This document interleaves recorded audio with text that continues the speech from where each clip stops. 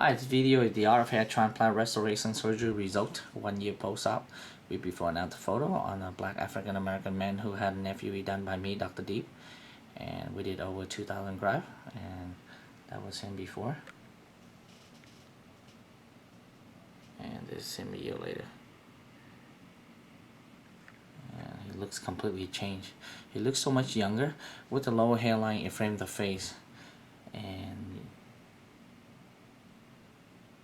bring out your look, your eyes, your nose, and all the features that God created. And a year later, that's him. Right side, left hand side.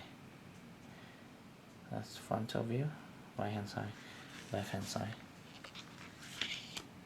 And that's before and after.